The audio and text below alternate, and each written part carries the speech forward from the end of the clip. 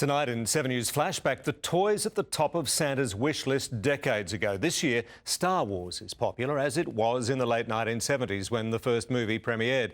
But back then, kids had to settle for an empty box for Christmas. John Schluter explains. A long time ago, in a galaxy far, far away. From the moment kids saw Star Wars, they wanted to own a piece of it. You'd think the merchandise would have been ready to sell, but it wasn't. George Lucas had struggled to get toy companies on board.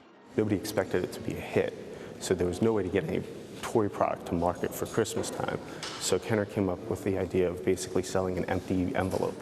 An expensive IOU, a promise to send 4 action figures when they were eventually manufactured. When you mailed it in, they said, hey, in 4 months you'll get, a set of 4 figures in the mail. Australian kids couldn't even buy that. They had to wait until the following year. But Brisbane's Paul Naylor has since bought one of those empty boxes. It really worked. There was so much buzz with the movie that kids loved it. I purchased this from America. It is now valued between $3,000 and $5,000. By 1978, the factories were cranking out Star Wars merchandise.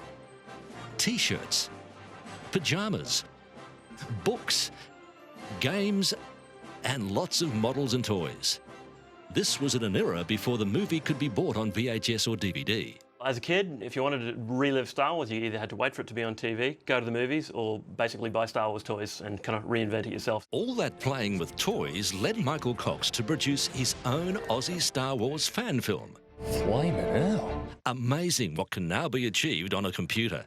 Anyone who's got enough time on their hands can actually go through and make their own sort of little versions of Star Wars and all that sort of stuff that was as good, arguably, as what was achieved back then. Now, Star Wars merchandise makes more money in royalties than the actual film.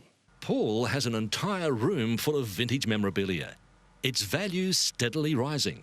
There are some pieces that continue to just escalate and escalate in price because of their rarity. There was nothing like it before, and Lucas had the foresight to see that the merchandise would be a money maker. Despite 30 years to prepare, stores this Christmas are still battling to supply demand.